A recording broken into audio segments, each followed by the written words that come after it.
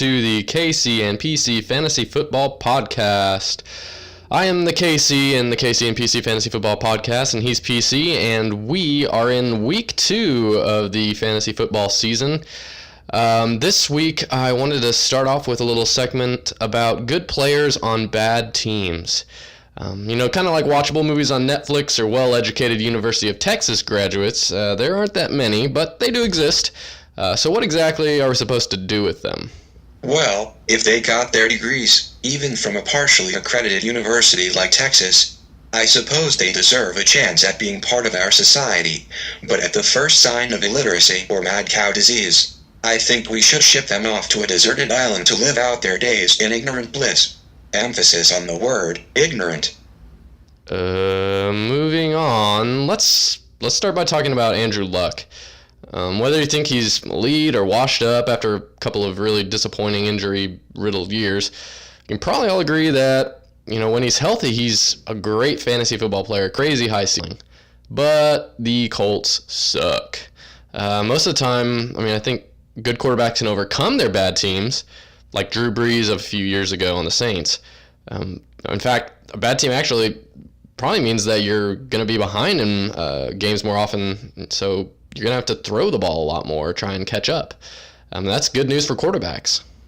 For both quarterbacks and running backs, I think it comes down to the offensive line in front of them. If Andrew Luck is constantly under pressure or LaShawn McCoy is struggling to get back to the line of scrimmage, they're sure to sprinkle a few dreadful weeks into the season. But it's nearly impossible to predict when those will happen. Really, it may just come down to matchup, too. No matter what, I'm kind of hesitant to start guys against the league's number 1 defense. But that goes double for players on bad teams that may get, they're not going to get too many opportunities due to a limited time of possession and fewer touches.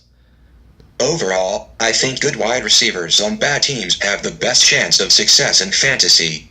Josh Gordon, DeAndre Hopkins, Odell Beckham. Unless their opponent game plans to double-team them everywhere, they'll still see some balls. Like when PC showers at the gym. You aren't lying. Have those guys never heard of a towel? I just want to scream at them. No one wants to see your floppy disk. Preach! Anyway, at the end of the day, it's probably best to start your studs every week and just not really worry about their team's record. Unless they went to the University of Texas.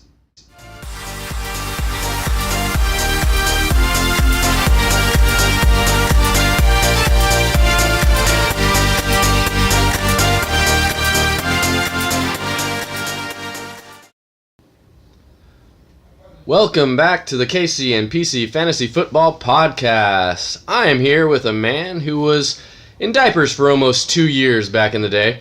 It's Andrew Pottinger. Andrew, how are you doing today? Doing great. I am going to ask you a few questions here about the NFL and the Gangster for Life League and just kind of get your hot takes on what exactly is going down. So away we go. If the NFL were to add an expansion team, which city do you think it should go in? Any in particular that you'd feel would be a good destination? I feel like Oklahoma City might be a good place to look. I know they're pretty enthusiastic about their football there, going to Oklahoma State. I know there's a need with the OSU and OU football teams. I know that they'd probably be pretty pumped about getting a football team. I guess really the only professional sports team they have up there is the Thunder. Yeah. So I think they get pretty rowdy for the Thunder games. So. For sure. Okay, cool. And if you were an NFL kicker, you have a soccer background, so if you were an NFL kicker, what do you think your make percentage from 30 to 40 yards would be? Have you ever gone out and kicked field goals before? I think I've tried it a long time ago. 30 to 40 yards. So, I guess something around 50%. Okay. Not terrible, but definitely not NFL worthy. Probably not going to make the NFL, yeah. But. So you are a noted beer connoisseur, a lover of all things bubbly. So I was going to ask you for a couple of beer and football pairings suggestions. So if I was watching the New York Giants versus the Dallas Cowboys, is there a specific brew that you would recommend for such an occasion? The first thing that comes to my mind strikes me as a just America's team playing kind of an American, maybe just an American lager. Nice. Yeah, I think I'd go with Okay. American lager. I like that line of thinking. And if, say, the Cowboys are playing the Redskins, do you have anything that would be racist enough, perhaps to warrant drinking during a Redskins game? I'll go ahead and say, with the Redskins in the game, we'll go with a red ale. Ooh, I like it. That makes sense. Perfect. Okay, and do you have a favorite yard line? Favorite yard line? I have to say the first yard. Well, let's see. That wouldn't even be a real one. Let's go with 18. 18's my favorite number, so Okay. we'll go with the 18-yard line. Fair enough. It's 2018, so that works as well there. Okay, what are you thinking for the Cowboys this year? Record-wise, are they making the playoffs? How are you feeling about them? I'm not terribly enthusiastic about the Cowboys' prospects this year. I don't know. I'm not sure what their defense is going to look like, but sounds like they're not going to have many options in terms of wide receivers on offense, and they may have some. Sounds like they got a lot of offensive linemen injured right now.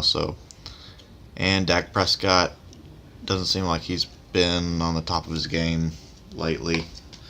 So I'm gonna go not make the playoffs. And let's see what gets you into the playoffs these days. Something better than 500. I'll go. How many games do they play? 16. 16. 8-8, 7-9, 6-10.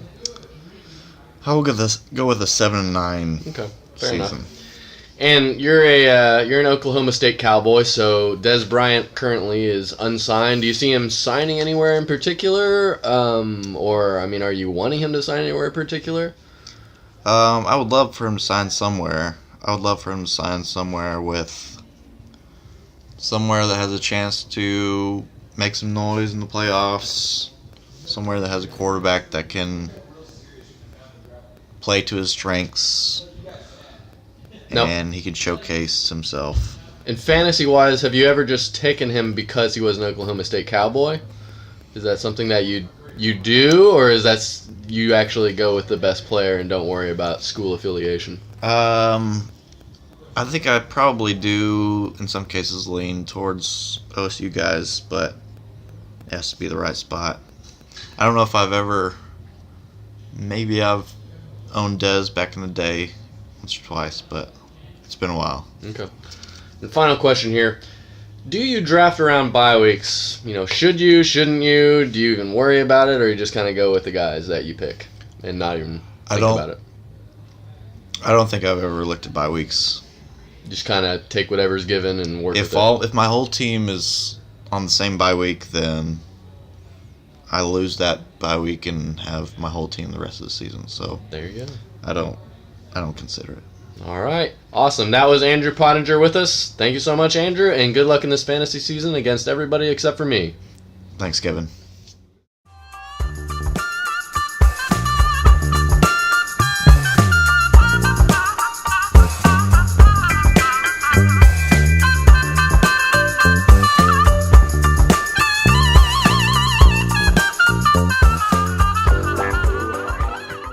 Welcome back to the KC and PC Fantasy Football Podcast. I wanted to take this segment to talk about my ultimate fantasy football team. If I was putting together a team of just the greatest players that have been playing ever since we had the Gangster for Life League in existence from 2005 to, I guess, 2017, which players, if I was just going to pick the very best team I could, would I want on my team? So I wanted to start with quarterback. For me, there are kind of four top options. There's Tom Brady, obviously, he's the GOAT of real, actual football. And he's just been doing it forever. I mean, it's just a longevity thing at this point. He's had that health and incredible success. And basically, anytime you draft him, you know he's going to be a top 5, top 10 quarterback. Um, and then there's Drew Brees, who, I mean, he's been a constant threat for 5,000 yards for over a decade. I mean, he just does it year in and year out. Then also there was, or there is, Aaron Rodgers, Green Bay's stud quarterback who, made people up in Wisconsin think Brett Favre who. I mean, he came in and replaced him, and fantasy football wise, he's just a beast. Every week he can pretty much win you that week by himself. But the guy I'm going to go with, if I was putting together my ultimate team of fantasy, would be Peyton. Peyton Manning, Harry's love child. He's the prototypical pass-happy quarterback. He just racked up points left and right. I mean, whether he was playing for Indianapolis or Denver, other than like his last year or so, I mean, he was the model of consistency and just could not be stopped. So that's who I'm going with, Peyton, for my quarterback. Honorable mentions that people could probably make a case for are Russell Wilson. He's been pretty good lately, and Cam Newton. Both of them are still, maybe 10 years from now, they'll have something more to say about this. But I think right now they're just kind of honorable mentions. So on to running back. So there are a couple of guys here that are from fantasy days of old, like Brian Westbrook. He was one of Andy Reid's favorite tools in his toolbox for years in Philadelphia. Kind of a do-it-all guy. And then the guy who kind of replaced him was LaShawn McCoy. He's kind of the successor to Westbrook, and he's basically the modern-day version of Westbrook. And the same thing, came into Philly, and Andy Reid just used him and got everything out of him that he could. Then, of course, a couple of guys who kind of came out of nowhere. MJD, Maurice Jones-Drew. He's obviously a fantasy football Hall of Famer. And the sad thing is he played for a team that was pretty bad most of the time in the Jaguars. So, I mean, real football-wise, they were never that good, but fantasy-wise, MJD always got it done. And then, of course, Mr. Number One pick for years, it seemed like on end, was Adrian Peterson. He's just physical, punishing runner who could not be stopped at the goal line, and just that stiff arm was something to behold. A couple of other guys I guess there's only one other one that I wanted to mention that's kind of in the mix, I think, would be Le'Veon Bell for Pittsburgh right now. And he still has some more years to prove it, but he's just a Swiss Army knife. I mean, he's a runner and a receiver, and he's right now still in his prime trying to get that money. So I think he's definitely, you can debate that he's one of the top ones. But the two running backs I'm going to go with for my ultimate fantasy football list, or my ultimate fantasy football team, is LT, LaDainian Tomlinson. I mean, he's kind of the godfather of the modern day do-it-all running back. I mean, San Diego, when they were rocking and rolling with him, he basically, made the running back position what it is today with just catching and running and screens.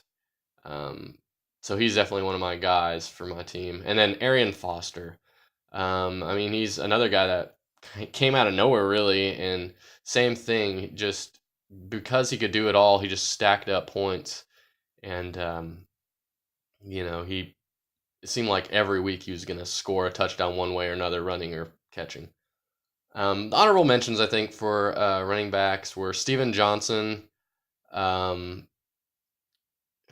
the Rams, or not the Rams, Steven Jackson from the Rams, and he went to Atlanta for a little while. Chris Johnson, for a while there, he was up there. Matt Forte, another good runner and receiver. Frank Gore, he'd been at it forever. And then Jamal Charles kind of, he had a 3-4 year period that he was just an absolute stud. So those are the honorable mentions for running back. Wide receiver, I have quite a few names here that I just want to go through real quick. T.O., he's a diva, but he's a pass catching and TD catching machine for years. Reggie Wayne, he was one of Peyton's top targets. And then Andre Johnson, he's kind of under the radar for a while at the beginning of his career, and he really didn't have much help from his quarterbacks in Houston, but he put up big numbers. And then Wes Welker, the standard now for the white slot receiver. It seems like. I mean, he kind of made his name on quickness and the basically 100+ catches he got. It seemed like every year.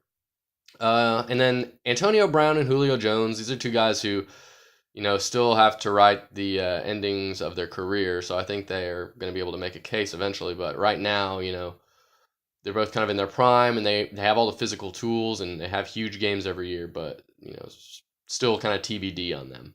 So I think the two guys that I'm going to go with for my ultimate fantasy team would be Larry Fitzgerald. I mean, he never really had a great quarterback. I guess he did have Carson Palmer, and he had what's his name? Greatest Show on Turf. I'm blanking. But he always put up big points. Kurt Warner, there it is. Kurt Warner. I know I can remember it. I did it. But Fitz was always putting up points, and he's still doing it. It seems like he's been in the league for like 20, 25 years, just always putting up numbers. And then Calvin Johnson from the Lions. I mean, he was just a force of nature. He had a short career. He almost hit 2,000 yards in a year, which was pretty incredible. So Larry Fitzgerald and Calvin Johnson are my wide receivers. Honorable mentions, obviously Randy Moss. He's definitely up there, and you could make a case for him. I think he had 23 TDs one year, and it's just, amazing. But I don't know, for whatever reason, I didn't put him up there. Chad Johnson, and then Odell Beckham Jr. still has some work to do, and Steve Smith. Those are my honorable mentions. And then finally for tight ends, Tony Gonzalez. He's kind of the OG of pass catching tight ends. He was an option. Antonio Gates, he's been at it forever, a monster in the red zone. He actually, most of you probably already know this, but he converted from basketball to football, and he made it look easy. And so a lot of the times now, teams, whenever they're scouting, they'll, 7th round or whatever, pick some random tight end that's actually a basketball player and see if they can turn him into the Antonio Gates mold. Dallas Clark, again, I think I've mentioned a couple of Peyton Manning's favorite targets here, but Peyton probably had a lot to do with his career, but he was a great one while he was playing. And Jimmy Graham, he shined bright in New Orleans, and he kind of had a few down years. He's starting to look a little, pretty good again, but he was definitely I definitely thought about him for a hot minute. But obviously, I got to go with Rob Gronkowski, Gronk. He's the first tight end ever, really, in fantasy to be drafted in the first round. I mean, I don't know, he might have gone top 5, it seems like, at one point. He's just a monster and revolutionized the position. So honorable mentions for tight end: Travis Kelce, Greg Olsen, and Jason Witten. Definitely had to throw Witten in there for some Cowboys love. But so yeah, that's my ultimate fantasy football team. We got Peyton Manning, LT, Arian Foster, Larry Fitzgerald, Calvin Johnson, and Gronk. That's who I'm going with. Let me know if you think I'm right, I'm wrong. If any of your own thoughts, anybody I missed or didn't think of, let me hear from you.